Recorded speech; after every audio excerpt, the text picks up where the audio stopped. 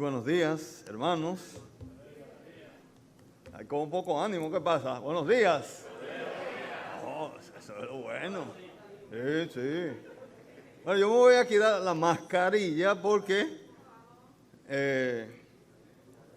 no hay que tener miedo, el virus no sale así.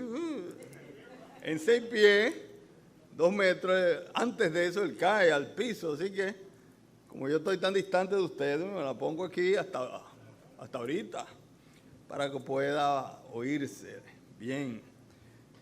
Queremos anunciarle también que hay que continuar orando por nuestra hermana Wendy Almonte, que ustedes saben que también está afectada por el coronavirus.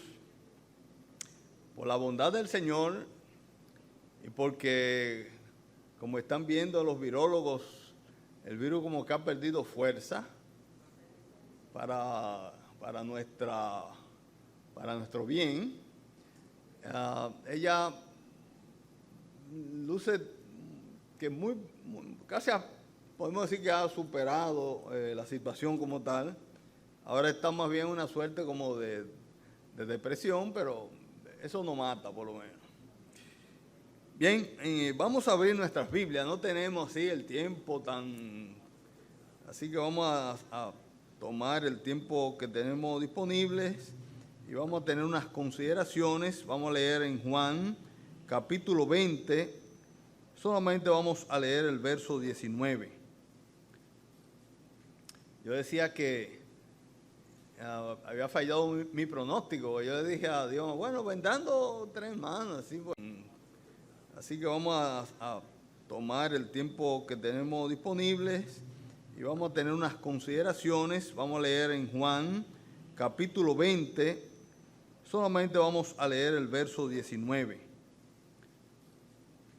Yo decía que había fallado mi pronóstico. Yo le dije a Dios, bueno, vendando 3 manos, así por aquí y por allá, pero a la verdad es que a los hermanos les gusta venir a la iglesia.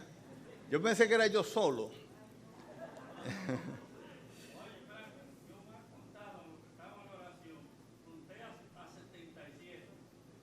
Bueno, ya tú ves.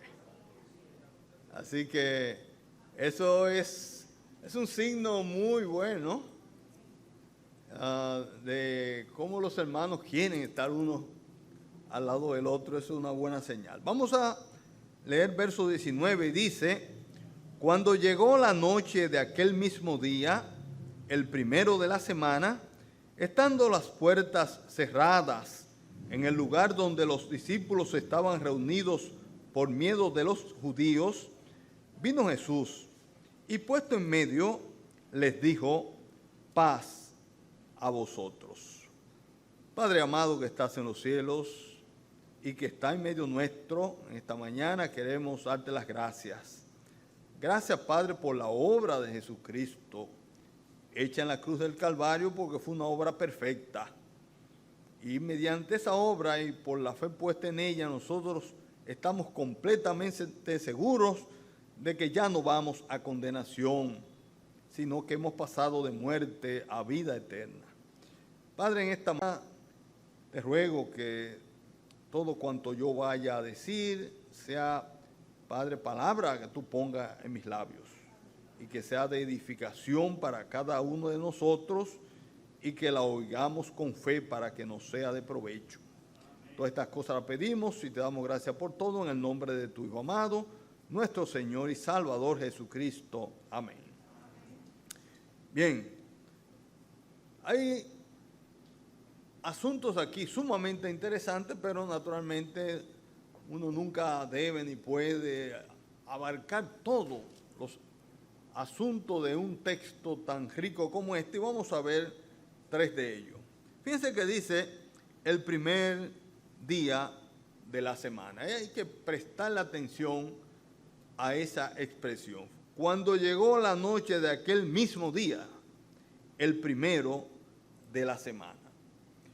Decía un hermano, este nuevo día es también un día especial de la semana y se le ha dado un nombre en concordancia con su carácter. Su designación divina se halla registrada en un mensaje profético. La piedra que desecharon los edificadores ha venido a ser cabeza del ángulo. De parte de Jehová es esto, y es cosa maravillosa a nuestros ojos. Este es el día que hizo Jehová, nos gozaremos y alegraremos en él. Salmo 118, versículo 22 hasta el 24. En este pasaje, la muerte y la resurrección de Cristo. En este pasaje, la muerte y la resurrección de Cristo sobresalen. Él fue esa piedra rechazada. Y su Padre, mediante la resurrección, le ha hecho cabeza del ángulo. El Señor tenía determinado el día cuando tendría lugar la resurrección, y ese día, por intención divina, debía celebrarse con gozo y alegría. Por lo tanto, el primer día de la semana es un día muy especial en todas las Escrituras y nosotros debemos prestarle la debida atención. En el mundo secular vemos que se le ha ido perdiendo consideración a ese día. Y cuando no, ustedes con frecuencia van a decir el fin de semana. Ahí está incluido el domingo. Pero el domingo no pertenece al fin de semana. Es el primer día de la semana. En la Biblia, lo primero entraña de por sí algo que es principal. Recordemos que cuando Jehová instituyó la Pascua, dijo que iba a ser celebrada el mes de Abib, el primer mes del año. La inauguración de la Pascua dio inicio al cambio del calendario. Ya los días se iban a contar a partir de la institución de la Pascua. Por lo tanto, es de suma importancia cuando vemos en la Biblia el primero. Entonces vamos a ver cuando vemos en la Biblia el primero. Entonces vamos a ver una serie de cosas en torno a ello. Y es que debemos también tener muy claro en nuestras mentes que comenzando con la resurrección y lo que le sigue, todo evento escrito en el Nuevo Testamento que tenía algún significado importante cayó en el primer día de la semana. Hay muchos, yo voy a elegir unos cuantos para que nos demos cuenta de ello. 1. El primer día de la semana el Señor se levantó de los muertos. La resurrección del Señor, debemos tenerlo bien presente, en nuestras mentes ocurrió domingo, el primer día de la semana. Ese hecho de vital importancia, ese hecho capital ocurrió el domingo. Sin resurrección, como sabemos, no hubiera cristianismo.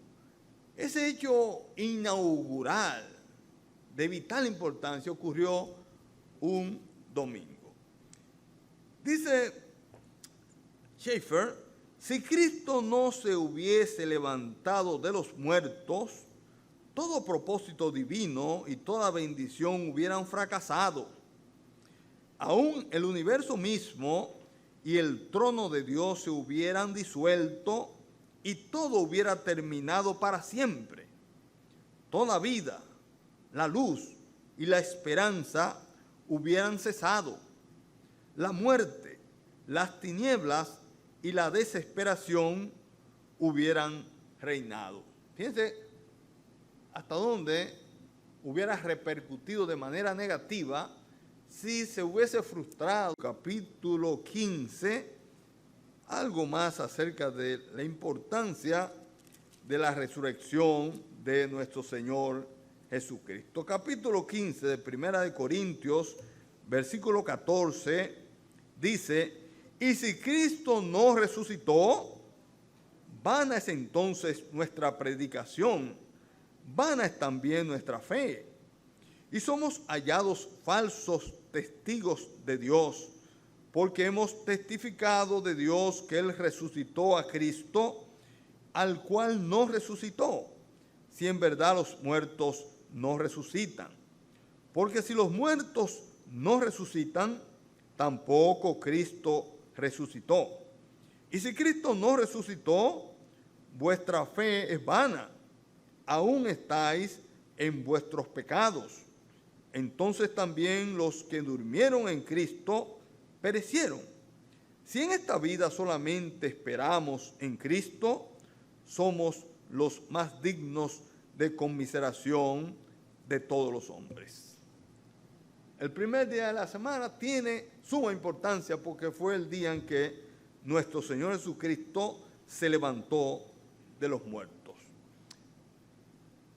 Otro motivo es que en el primer día de la semana descendió el Espíritu sobre sus discípulos para dar comienzo a su ministerio en este mundo que caracteriza esta edad.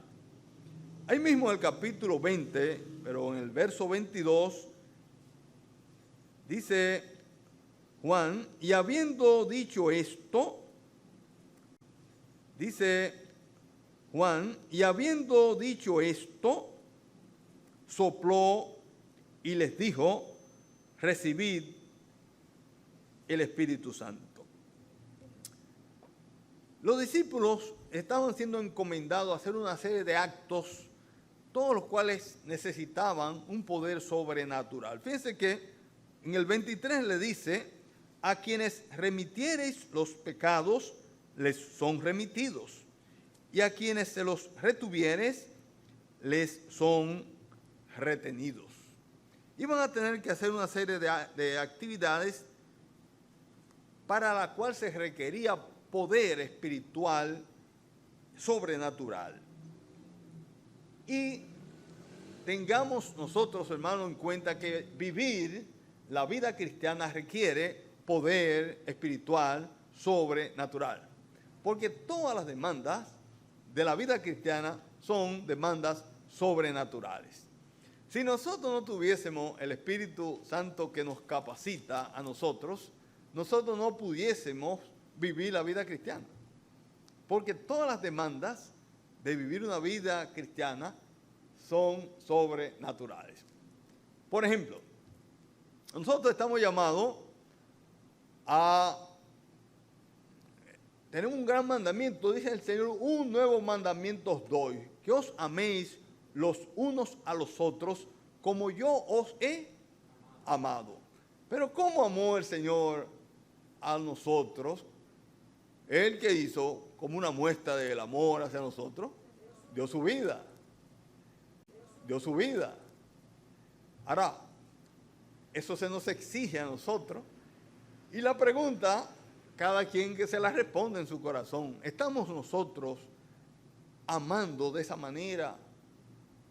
Porque más adelante el Señor le dice, para que el mundo crea que tú me enviaste. O sea, la gente, mediante ese acto de amor que nos caracterizaría, iban a ser motivados a que ellos vieran de que realmente nosotros somos cristianos reales. Y esa vida de amor lo iba a motivar, como ocurrió con los hermanos de la iglesia primitiva. Por lo tanto, tenían que estar llenos del Espíritu para vivir una vida plena y una vida abundante, y esa capacidad solamente la daba el Espíritu Santo, pero eso ocurrió ese primer día de la semana. También, en tercer lugar, en el primer día de la semana nace la iglesia. Si vamos a Hechos capítulo 2, verso 1, vemos aquí descrito lo que fue el nacimiento de la iglesia. Dice el verso 1 del capítulo 2, cuando llegó el día de Pentecostés, estaban todos unánimes juntos. El día de Pentecostés. Nosotros sabemos que el día de Pentecostés se celebraba 50 días después de la Pascua.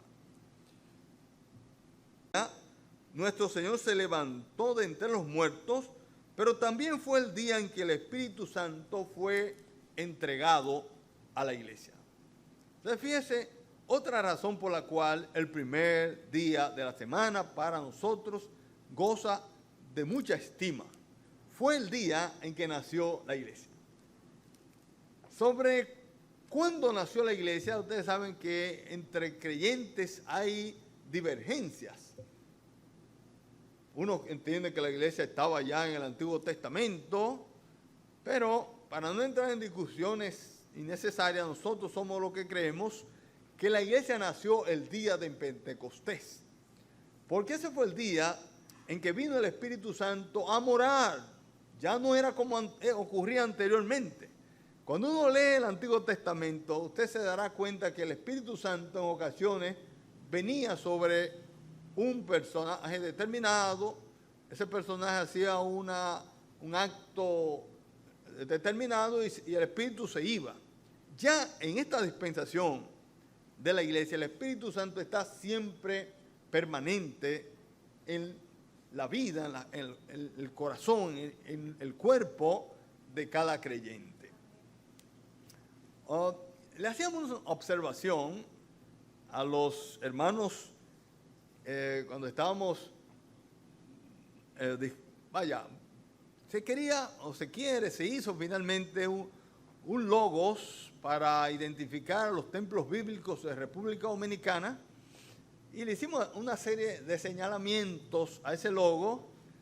Uno de lo que le hacíamos era que la paloma, que es un símbolo del Espíritu Santo, estaba en actitud de vuelo.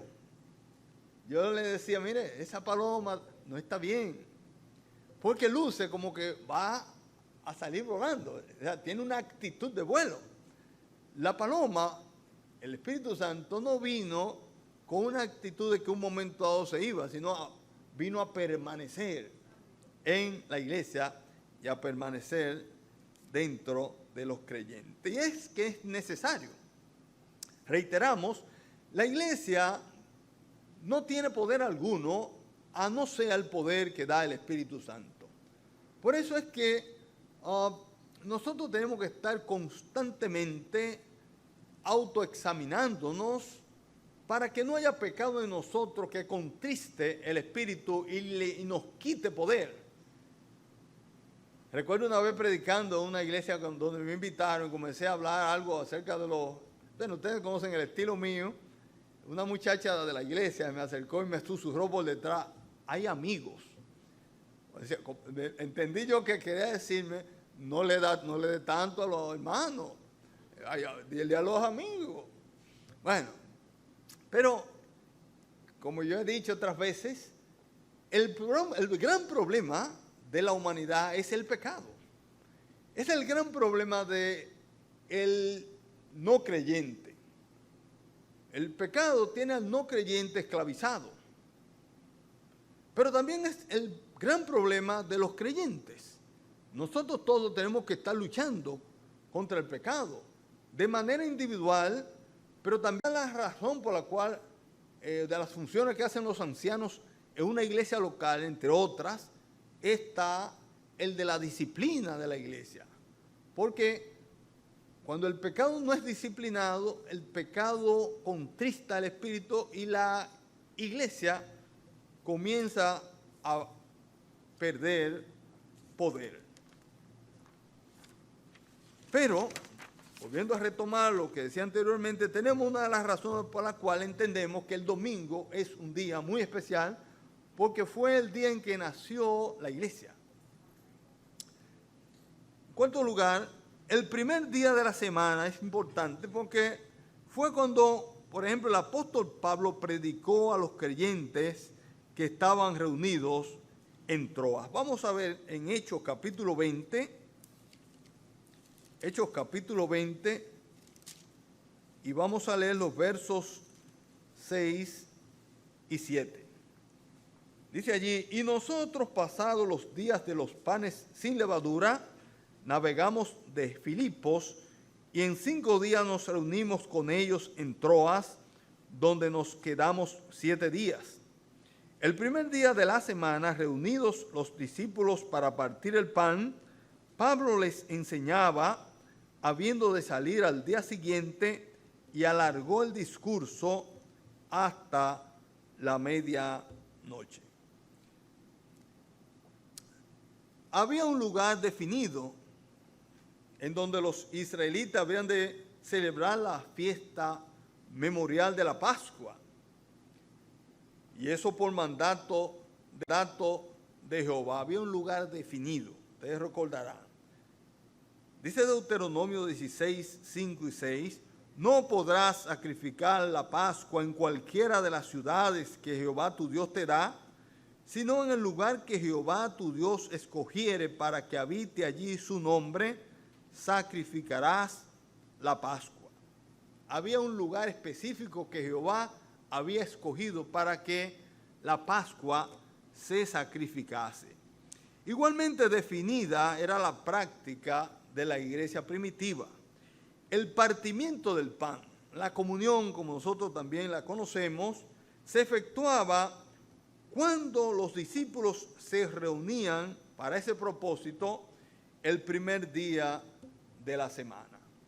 O sea que, aunque cuando uno lee el pasaje de Hechos capítulo 20, verso 6, vemos que dice, y nosotros pasados los días de los panes sin levadura, navegamos de Filipo y en 5 días nos reunimos con ellos en Troas, donde nos quedamos 7 días. Y uno se pregunta, ¿y por qué no dijeron? Hoy es martes, pero es lo mismo, vamos a celebrar el pan. No, ellos se quedaron todo ese tiempo esperando que llegara el primer día de la semana para entonces partir allí con ellos el pan. Ese siguió siendo una práctica de la iglesia primitiva. El partimiento del pan se efectuaba cuando los discípulos se reunían y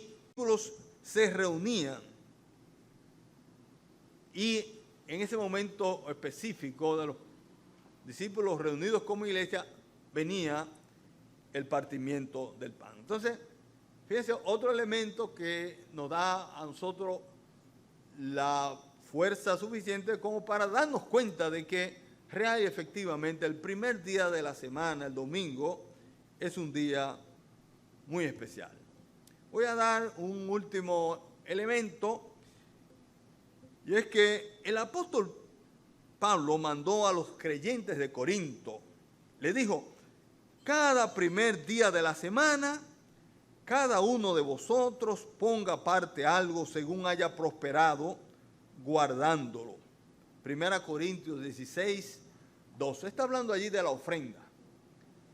Y menciona específicamente ese primer día como en que se haría esta recolección de la ofrenda.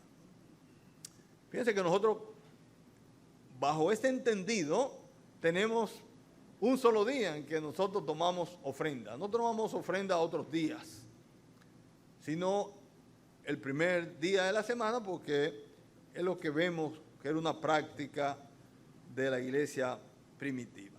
Entonces, volviendo a nuestro pasaje de Juan capítulo 20, vamos nuevamente a Juan y el verso 19, cuando llegó la noche de aquel mismo día, el primero de la semana, sigue diciendo, estando las puertas cerradas, mismo día, el primero de la semana, sigue diciendo, estando las puertas cerradas, en el lugar donde los discípulos estaban reunidos por miedo de los judíos. Aquí tenemos un elemento que también vamos a destacar en esta mañana. Ellos estaban reunidos con las puertas cerradas por miedo a los judíos. Tenemos una palabra allí que hay que resaltar, la palabra miedo. La palabra miedo viene del griego phobos. De ahí viene un término que usamos los médicos muy particularmente, pero que ha pasado ya al plano general, y es la fobia. La fobia es un miedo irracional, un gran miedo. El miedo. Esta misma palabra la utiliza Mateo al relatar el episodio de los discípulos en la barca cuando ésta es azotada por el mar. Vamos a Mateo capítulo 14, versículo 26. Dice allí, y los discípulos viéndole andar sobre el mar, se turbaron diciendo, un fantasma, y dieron voces de miedo. Los discípulos que estaban en esa barca eran diestros marineros. Gran parte de ellos, como diríamos hoy, habían echado los dientes en el mar. Sin embargo, la situación era tal que tenían gran miedo. Y durante el miedo había turbación y dijeron, un fantasma. Creyentes, como eran ellos, vieron algo que sabemos nosotros, y lo sabían ellos más que nosotros, de que no podía ser producto de la fe, un fantasma. No, la Biblia nunca habla de eso, eso no existe. Sin embargo, ellos comenzaron a ver cosas como esa, como si fuera un fantasma. Leía acerca de lo que en una revista de psicología, lo que es el miedo. Y dicen ellos, fíjense cómo el miedo puede alterar la percepción de la realidad. Alguien decía que la mente de una persona ansiosa le puede jugar malas pasadas y cambiar su manera de ver el mundo hasta el punto de deformar la realidad, ya que la ansiedad conlleva temor, miedo ante la incomprensión de cómo funcionan las cosas. Pero tal vez un nuevo tratamiento puede allanar la situación, ya que la ansiedad es paralizante. Los pensamientos llegan de manera incontrolable, el ritmo cardíaco aumenta, la respiración se sofoca, el miedo se hace presente hasta convertirse en pánico. La mente está alterada. Fíjense cómo con frecuencia el Señor le decía a los discípulos, no temáis. O sea, el miedo te está afectando la capacidad de tú ver las cosas. Uno no debe tomar decisión cuando uno está sometido a gran miedo, porque el miedo te altera la percepción. Lo ideal fuera que uno ni hablase cuando está con miedo, porque puede ofender a cualquiera. Entonces, el miedo te altera y puede ocasionar grandes problemas.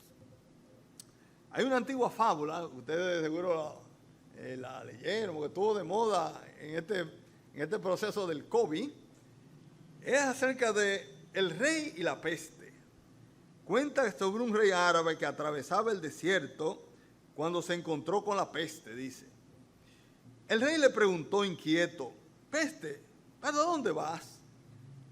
A lo que la peste le respondió, voy a Bagdad a matar a 500 personas.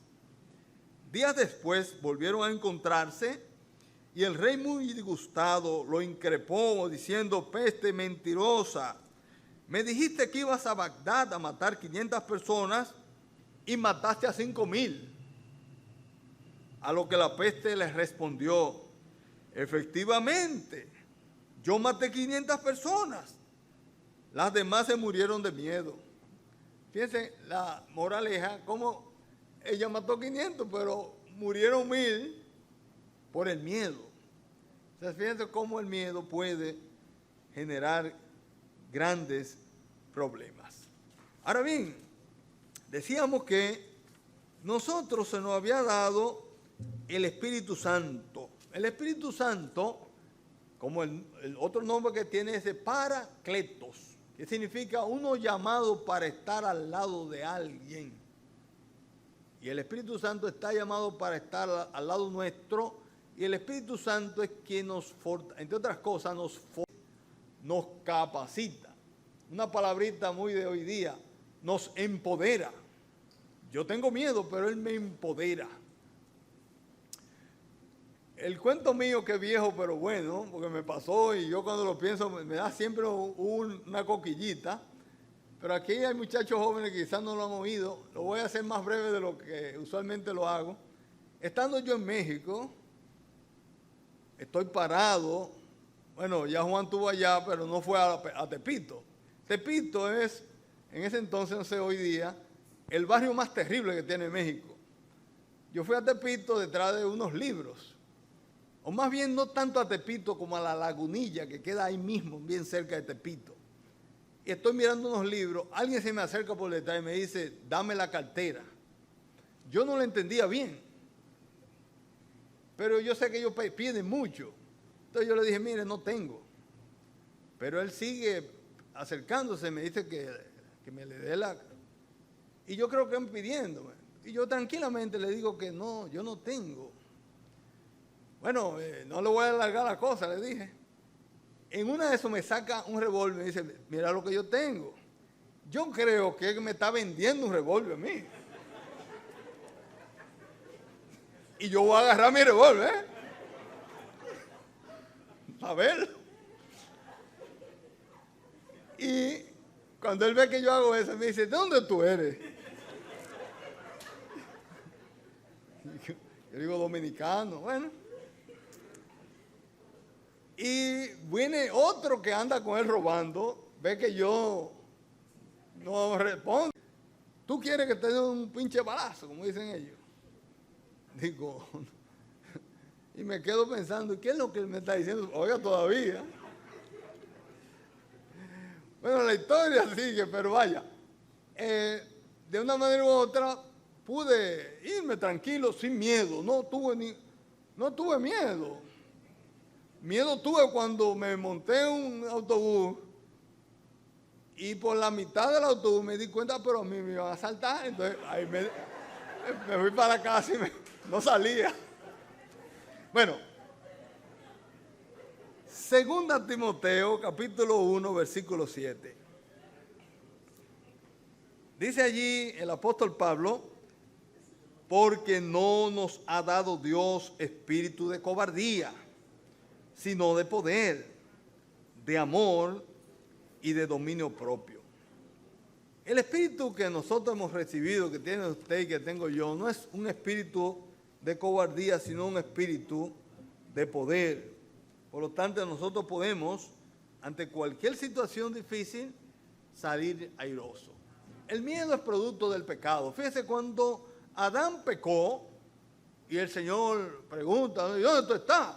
Dice, me escondí porque tuve miedo. Antes de eso no había miedo. El miedo viene como consecuencia del pecado. Vamos nuevamente al Evangelio de Mateo, capítulo 14, y vamos a detenernos un poquito en la respuesta que le da el Señor a los discípulos que están aterrorizados en la barca. Mateo 14, verso 27.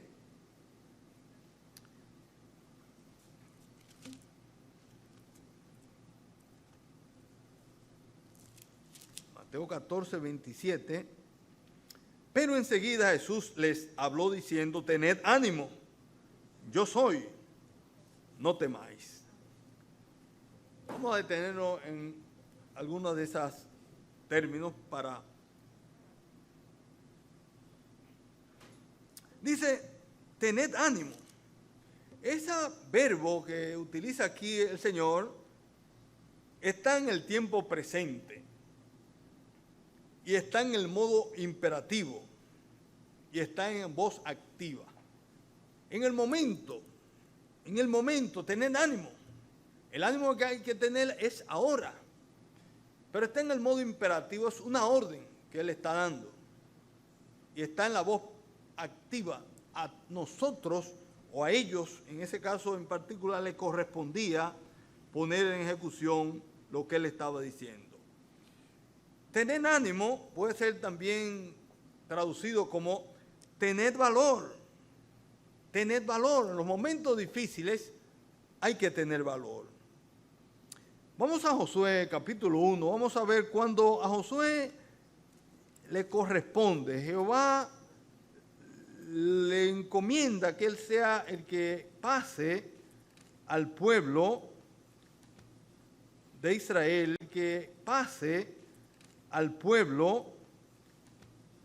de de Israel a la tierra prometida. Ya ha muerto el gran Moisés, entonces a él le corresponde tomar el mando.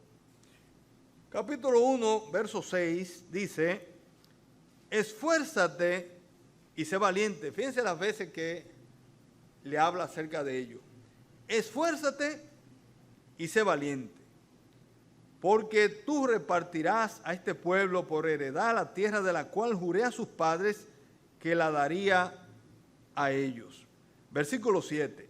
Solamente esfuérzate y sé muy valiente. Fíjense cómo les reitera otra vez: para cuidar de hacer conforme a toda la ley que mi siervo Moisés te mandó. No te apartes de ella ni a diestra ni a siniestra, para que seas prosperado en todas las cosas que emprendas.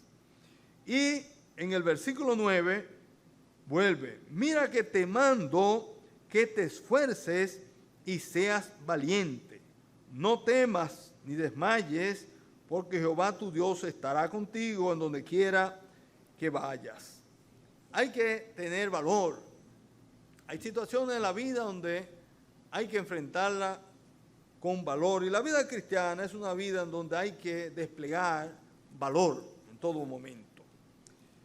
Hay un himno que nosotros cantamos, una de cuya estrofa dice: pon en alto los ojos sin dudar jamás, que en las lides del mundo vencedor saldrás, que si hay flores y valor y fe.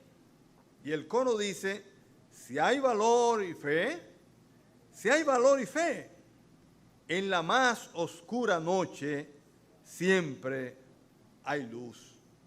Si hay valor y fe, si hay valor y fe, gozo y paz traerá la lucha. Si hay valor y fe. Por lo tanto, te den ánimo, le dijo el Señor. Y luego le dice: yo soy. Nuestro hermano Edwin Carballosa, comentando esta expresión yo soy, dice: esta expresión es suficiente para sostener a cualquier creyente en medio de la prueba. Es el equivalente de la afirmación hecha en el Antiguo Testamento por la cual Dios animó a Israel en los momentos más difíciles de necesidad. Cuando pases por las aguas, yo estaré contigo, y si por los ríos, no te anegarán. Cuando pases por el fuego, no te quemarás, ni la llama arderá en ti, porque yo, Jehová, Dios tuyo, el Santo de Israel, soy tu Salvador. Isaías 43, 2 y 4. Esa era la fórmula singular para expresar la presencia de Dios. Hermanos, nosotros nunca estamos solos. A veces uno cree que está solo y comienza uno a tener una serie de temores. Y estamos en el COVID y si me da a mí, yo sé, y yo voy a tener que esto, y voy a poner, y si me da a mí, yo sé, y yo voy a tener que esto, y voy a poner. El Señor está con nosotros, hermano. No hay que tener ningún temor. Hubo muchos problemas, bueno, hubo temor. Usted me dirá, bueno, esos son temores naturales, porque le buscamos la vuelta. Pero yo no creo que hay lugar debajo de la tierra, no sé si Colón está de acuerdo conmigo, que esté más seguro que este lugar donde nosotros estamos ahora. Porque en este lugar donde nosotros estamos ahora, ¿está Dios el Padre o no está? Y Dios el Hijo, ¿está? Y Dios el Espíritu Santo. Y no hay más nadie. ¿Cuántos ángeles hay aquí? Entonces, no puede haber lugar en el mundo que sea más seguro que este lugar. Así que, hermano, estamos con el Señor. Cuando Él dijo yo soy, con eso estaba hablando de que Él era el dueño de todo, el todopoderoso, el que todo lo puede. Otra tercera expresión, no temáis. Aquí tenemos también la misma palabra, fobeo. En el tiempo presente, en el modo imperativo. La idea es dejar de temer. ¿Cómo podían seguir llenos de miedo si aquel que todo lo controla estaba con ellos?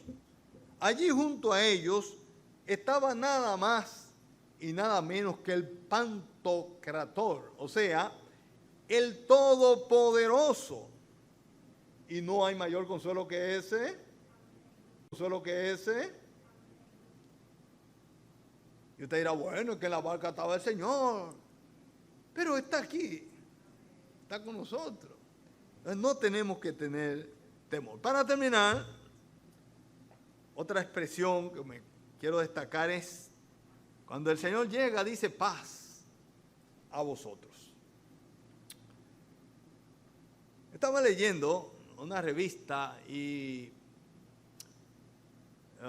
voy a leerle algo de las tantas cosas que dice la revista, pero para que usted lo vaya pensando. Dice de la siguiente manera: expertos en salud mental de Latinoamérica y España advierten de la posibilidad de que se produzca una ola de trastornos como ansiedad, depresión y estrés, e incluso suicidio a consecuencia de la pandemia del COVID-19, e instan a especialistas y ciudadanos a estar vigilantes para poder contenerla a tiempo. La preocupación ahora es no tanto el COVID como tal, que está mostrando una curva descendente en una parte importante de los países, incluyéndonos a nosotros. El virus ha ido descendiendo de una manera que ha dejado asombrados a los estudiosos, pero ya no es tanto la preocupación por eso, sino la secuela de eso, no en los términos económicos, como los economistas comienzan a pensar, bueno, ahora viene el problema económico. No, está refiriéndose a lo que son las respuestas emocionales ante esta situación. Ansiedad, depresión, estrés e incluso suicidio. De esto, hermano, tenemos nosotros que, con antelación, conocer que no debiéramos, bajo ningún sentido, caer en una situación como esta. Hemos estado viendo cómo el Señor dijo todo cuando encontró a esos hermanos, a esos discípulos allí que estaban en un aposento cerrado por temor a los judíos, y fue allí y con la expresión paz a vosotros terminó con ese miedo, ese pánico.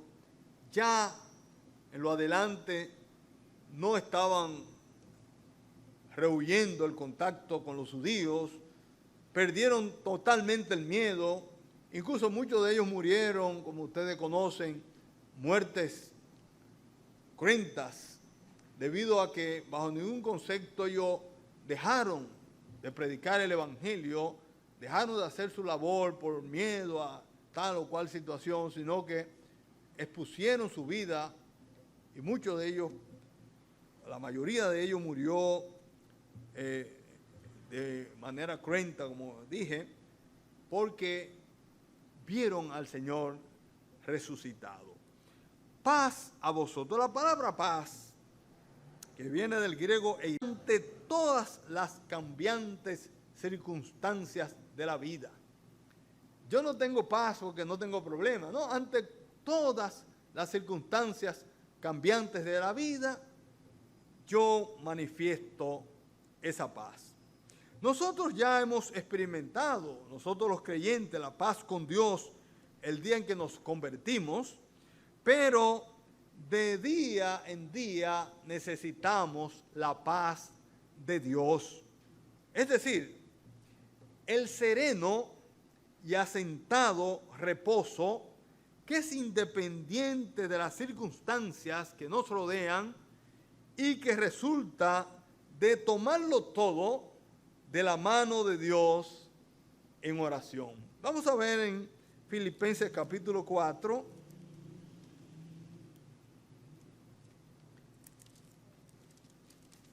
Versículos 6 y 7 dice: por nada estéis afanosos. Por nada es por nada. No, que el COVID, por nada. No, hermano, ahora tengo yo un problema económico. Por nada estéis afanosos. Otro lo traducen: estéis preocupados. Por nada estéis afanosos. Ahora bien, ¿qué hago entonces? Si no sean conocidas vuestras peticiones delante de Dios, en toda oración, acción de gracias, toda oración y ruegos, con acción de gracias, hay que darle gracias a Dios.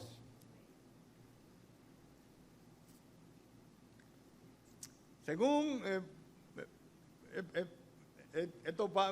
preguntado aquí y allí, me han dicho, los Zoom han bajado su asistencia. Fíjense yo, ¿cuánto? Cuando el miedo bajó el Zoom. Ya no queremos orar como orábamos antes. Pero hay que darle gracias a Dios. Él está esperando. Me fue bien, ya me olvidé de Dios. No, Él está esperando que seamos agradecidos. Entonces, versículo 7, y la paz de Dios, ahí está. Consecuencia de todo eso. Y la paz de Dios, que sobrepasa todo entendimiento, guardará vuestros corazones y vuestros pensamientos en Cristo Jesús. La palabra que posiblemente utilizara nuestro Señor fue la palabra hebrea shalom, cuando se dirigió a sus discípulos. Esta palabra hebrea, como alguien ha dicho, es como una túnica de muchos colores, esa túnica de muchos colores de José. Entrelaza magistralmente pensamientos de integridad, bienestar, prosperidad, seguridad, contentamiento, entereza, armonía, salud, seguridad, robustez, tranquilidad, plenitud, descanso, ausencia de agitación, irritación o discordia. Es un estado de calma libre de toda ansiedad. Es la quietud del alma. En resumen, es la suma de todas las bendiciones de Dios, que a su vez produce una sensación de bienestar en todos los aspectos de la vida. De hecho, un escritor dice que ha estimado que más de 2/3 de los más de 200 usos de shalom en la Biblia aluden a la plenitud total que se produce cuando uno experimenta la presencia de Dios. Shalom significa todo lo que contribuye al bien supremo del hombre. Se ha dicho bien que paz, en el sentido judío, es la sinfonía de la vida que se hace significativa a través de una relación correcta con Dios. Si usted va a Israel hoy, lo van a saludar allá diciéndole shalom. Para ellos es un anhelo, eso es lo que ellos más anhelan, paz, en el sentido amplio, así como vimos. Pero qué bueno que nosotros tenemos ya esa paz. Ya nosotros tenemos esa paz, pero tenemos por fe que apropiarnos de ella y vivir esa paz en nuestros corazones. Termino con una estrofa de un himno que ustedes conocen. Dice, en el himno, ustedes conocen, dice, en el fondo de mi alma hay una dulce quietud. Se difunde embargando mi ser. Es una calma infinita que solo podrán los amados de Dios comprender. Y el coro dice, paz, paz, cuán dulce paz. Es aquella que el Padre me da. Yo les ruego que inunde por siempre mi ser en sus ondas de amor celestial. Hermanos, que no caiga o no caigamos nosotros en esa ansiosa inquietud del mundo. Dele eso a estos que no tienen esperanza. Nosotros tenemos a nuestro Dios que es el Todopoderoso. Pongamos nuestras ansiedades, nuestras molestias, todo delante de Él. Él tiene todo el poder. Y no solamente Él es todopoderoso, sino que Él es bueno y es misericordioso. Y nosotros podemos decir, sí, el Señor ha sido muy misericordioso conmigo. Vamos a orar. Padre bueno que estás en los cielos, gracias te damos porque en esta mañana hemos podido venir ante tu presencia y disfrutar primeramente de los símbolos. Cuánto anhelábamos reunirnos acá y participar de ellos y rememorar la muerte de nuestro Señor Jesucristo, su cuerpo que fue molido, la muerte de nuestro Señor Jesucristo, su cuerpo que fue molido por nuestros pecados y su sangre con la cual fuimos comprados. Pero Padre, gracias por tu palabra, porque tu palabra es buena, es viva, es eficaz y es más cortante que toda espada de dos filos. Gracias, Padre, porque ella nos sostiene. Y ella, Padre amado, es como una luz en el camino.